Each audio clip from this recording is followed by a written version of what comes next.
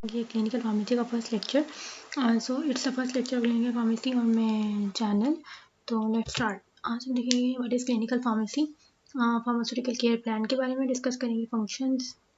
Its core elements, outcomes and the key elements and the mnemonics used in patient consultation. So first है वो clinical pharmacy के बारे में discuss करेंगे। Basically clinical pharmacy, what is clinical pharmacy? So clinical pharmacy is like a set of functions that promote the safe, effective and economic use of medications for individual patients. Basically individual patient regimes और उनके लिए safe और effective drugs design करना, ठीक है, उनके लिए pharmacotherapeutic regime design करना to minimize the side effects and promoting the effective use of medications. End of course economic use is very important. और इसमें बेसिकली क्या होना चाहिए, क्लिनिकल फार्मासिस्ट के पास नॉलेज होना चाहिए फार्माकोलॉजी का, ड्रग्स की clinical indication, side effects, ADRs, interactions, pharmacokinetics के बारे में, एब्जॉर्प्शन, ड्रग्स की distribution, metabolism and excretion, and pharmaceutics. Of course, pharmaceutics like which dosage form will be more effective for a specific disease, like tablets, capsules, and syrups, elixirs, and for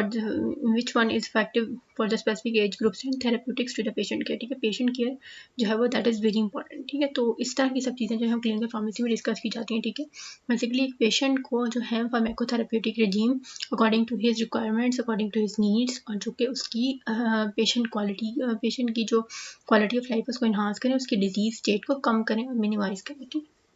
है, so first pharmaceutical care plan है। ठीक है, तो pharmaceutical care plan basically क्या है कि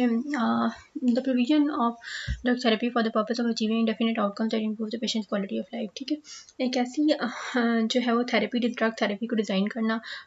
to get specific outcomes. ठीक है,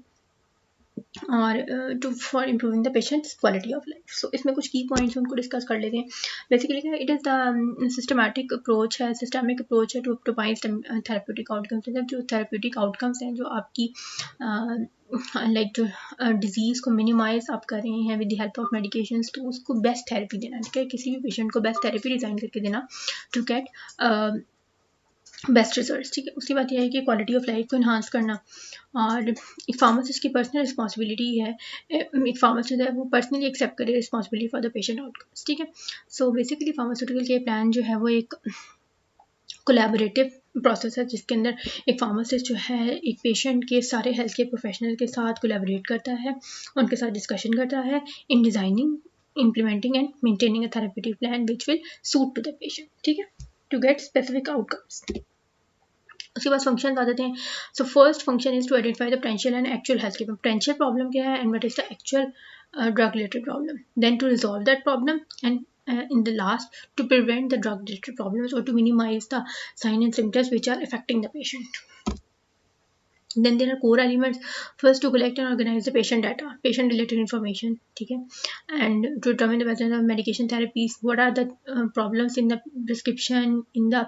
medication which the patient is taking. ठीक है, to summarize the healthcare needs of the patient, what the patient wants and what will enhance, what steps you will take to enhance the quality, to enhance the patient's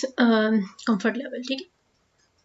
then to design a pharmacotherapeutic regime. Basically pharmacotherapeutic regime क्या है कि हम patient की सारी drugs को study करें, उनके therapeutic effects को देखें, उनके साइड इफेक्ट्स को देखें, और देन एक ऐसा प्लान डिज़ाइन करें जो कि इन सब चीज़ों, उसके जो साइड इफेक्ट्स एक पेशेंट को आ रहे हैं उनको मिनिमाइज करें। ठीक है, to design a monitoring plan. Then of course के जो हमने थेरेप्यूटिक प्लान डिज़ाइन किया है उसको मॉनिटर भी किया जाए कि जो हमने डिज़ाइन किया है वो which the plan we have design is effective और नॉट। ठीक है, so to develop therapeutic regime and monitoring plan in collaboration with the patient and the healthcare professionals. ठीक है, ऑफ कोर्स ये कोलैबोरेटिव प्रोसेस है, तो बाकी हेल्थ केयर प्रोफेशनल से भी जो कि उस पेशेंट के साथ इन्वॉल्व है उनकी भी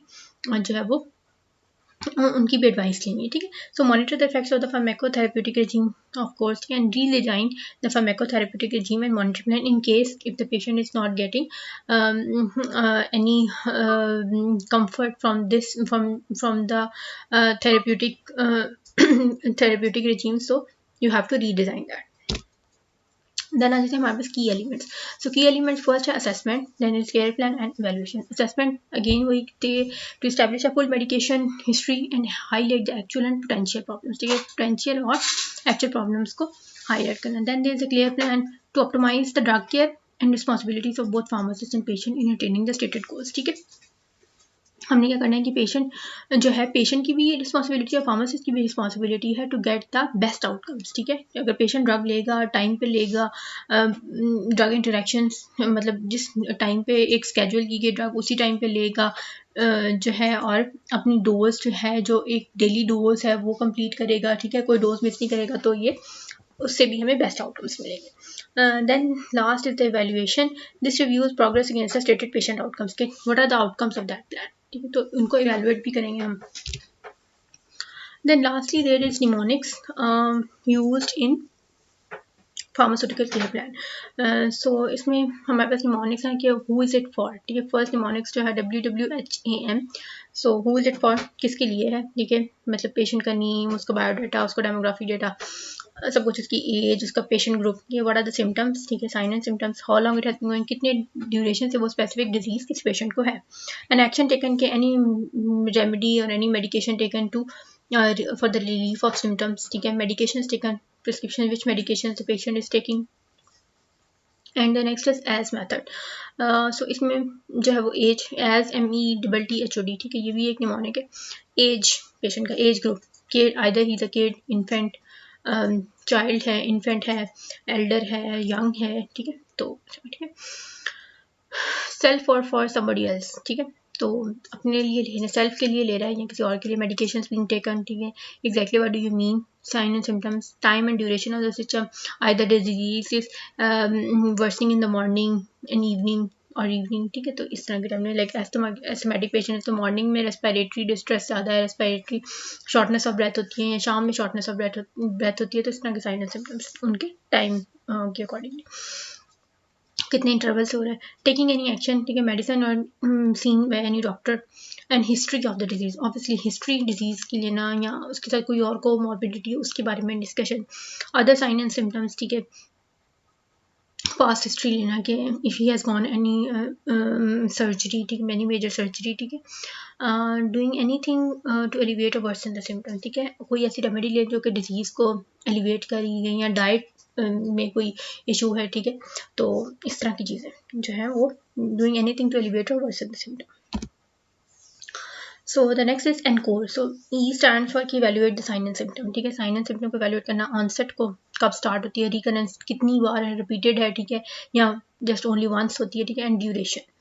नो मेडिकेशन ऑलवेज, दूसरी बात यह है कि always medication is not an option, ठीक है, कुछ आप पेशेंट की साइकोथेरेपी करते हैं, life style changes play an important role, and sometimes diet plays a very important role, ठीक है, एक्सेप्ट मेडिकेशन, ठीक है, मेडिकेशन के अलावा भी जो है वो और भी थेरेपीज होती है जिनसे पेशेंट केयर की जा सकती है, तो care when dealing with the patient और स्पेसिफिक ग्रुप ऑफ पेशेंट्स, ठीक है, एल्डर है, यंग है, वुमेन है, ओल्ड एज पेशेंट्स हैं, तो इस तरह की, और पेशेंट इज ऑन या तो ये कि patient is on a specific medication like methotrexate and anticoagulants, ठीक है, फॉर एग्जांपल या कोई और रीनल इम्पेयरमेंट है, हिपैटिक इम्पेयरमेंट है, ठीक है, तो इस तरह की, observe the patient for the sign and symptoms of the systemic disturbance and ask about fever, loss of weight and account, ठीक है, अगर कोई और फिजिकल साइन एंड सिम्टम उसको आ रहा है, लाइक लॉस ऑफ वेट है, लॉस ऑफ एपिटाइट है, ब्लड विजन है, he is unable to drive, तो इस तरह की चीज़ें, ठीक है, तो ड्राइविंग में इशूज़ आ रहे हैं ब्लड विजन की वजह से, या इसके अलावा यह है कि कोई और लॉस ऑफ वेट हो रहा है, और इसके अलावा ये कि और भी यहाँ फीवर रहता है, कोई एलर्जीज हैं, ठीक है, तो ये रेफर व्हेन इन डाउट, ठीक है, अगर इन केस आपको उसमें तो you can refer it to some other specialized doctor या फिजिशियन,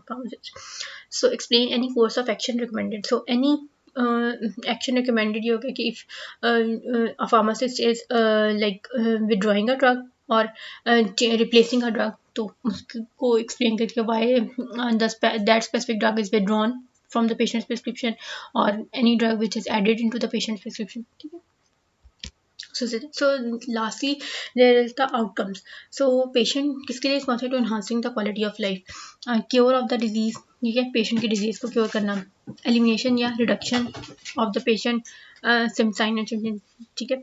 पेशेंट के साइन एंड सिम्टम्स को रिड्यूस करना, या कोई ऐसी प्रोग्रेसिव डिजीज है जिसको slowing of the disease process, ठीक है, and lastly the prevention of the disease या सिम्टम्स, ठीक है, सो तो ये तो हो गया पेशेंट के आउटकम्स, सो ये हो गया pharmaceutical care plan, and so thank you for listening to the video, and so do not forget to like, subscribe and share my channel.